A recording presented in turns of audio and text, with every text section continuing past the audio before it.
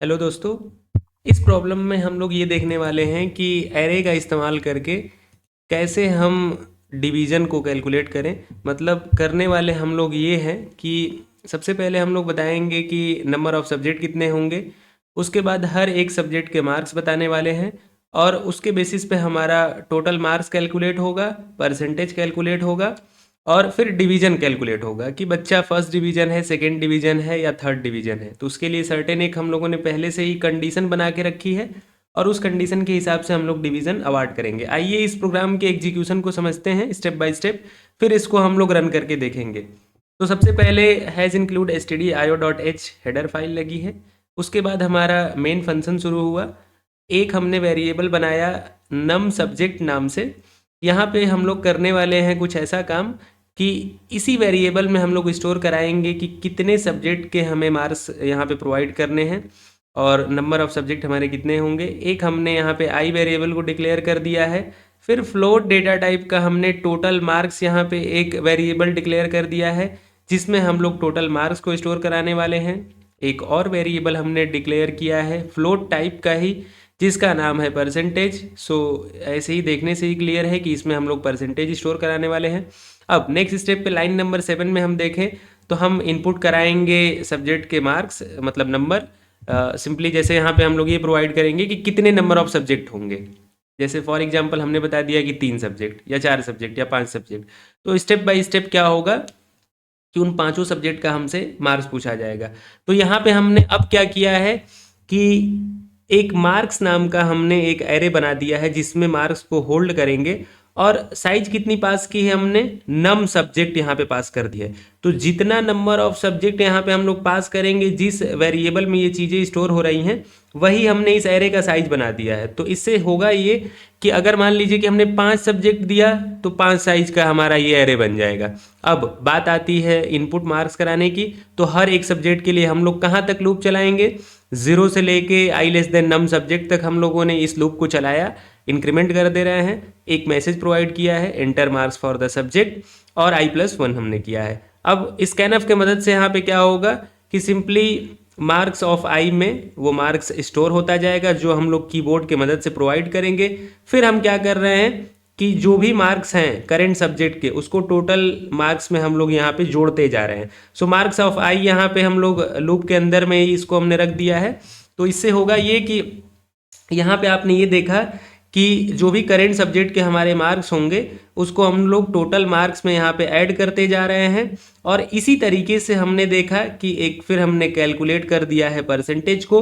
Percentage को calculate करने का तरीका जो है सिंपल फार्मूला हमने लगा दिया है कि total marks divide by num subject into 100 यहाँ पे दोबारा 100 इसलिए हमने किया है कि एक सब्जेक्ट का यहाँ पे कैलकुलेशन तो होगा लेकिन हम चाहते हैं कि सारे सब्जेक्ट को ही एज्यूम कर लिया जाए कि हर एक सब्जेक्ट आपका 100 मार्क्स का है। तो इसके हिसाब से टोटल हमें परसेंटेज पता करना है कि एक्चुअल में बच्चा कितना परसेंट पाया है। तो किसी एक सब्जेक्ट का परसेंटेज नहीं निकालना है, ओवरऑल की जितना मार्क्स पाया उसका मतलब उसका कितना हमारे पास परसेंटेज होगा। और फिर हम टोटल मार्क्स और परसेंटेज को प्रिंट करा ले रहे हैं। नेक्स्ट बात आती है डिवीज़न डिटरमाइन करने की। डिवीज़न डिटरमाइन करने की अगर बात करें तो हमने इफ एल्स लगाया है।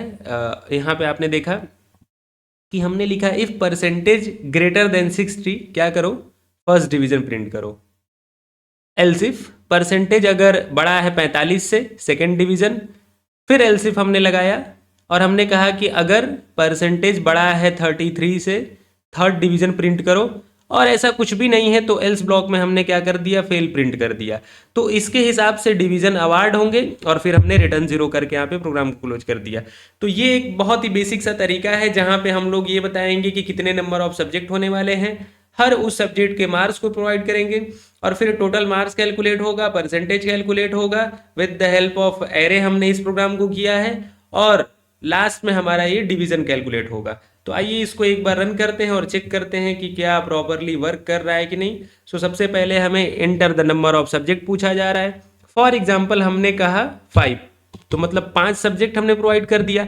अब कह रहा है कि सब्जेक्ट नंबर 1 के लिए आप मार्क्स प्रोवाइड करें। सपोज करिए कि हमने प्रोवाइड किया 50, सब्जेक्ट 2 के लिए हम लोगों ने प्रोवाइड कर दिया 65, सब्जेक्ट 3 के लिए हमने प्रोवाइड किया है 78।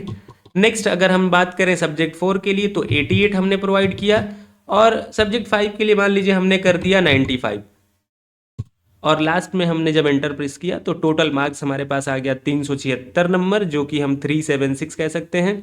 और परसेंटेज कैलकुलेट होके आया है 75.20, 75.20%। और डिवीजन की हम बात करें तो फर्स्ट डिवीजन है।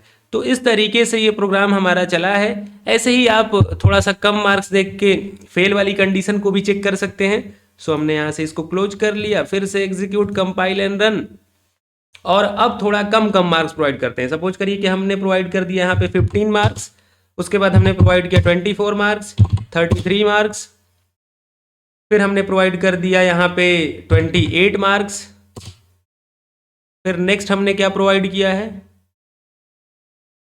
यहाँ पे हम लोगों ने इनपुट थोड़ा सा इनकरेक्ट दे दिया है, फिर भी कोई बात नहीं, क्योंकि हमने क्या किया है कि enter the number of the subject में हमने 15 दे दिया, तो ये 15 सब्जेक्ट का हमसे मार्क्स पूछेगा। चलिए देखते हैं, चेक करते हैं एक एक ठो। 4 नंबर सब्जेक्ट का हमने 10 दे दिया। ऐसे ही एक एक डेटा हम देते जाते हैं।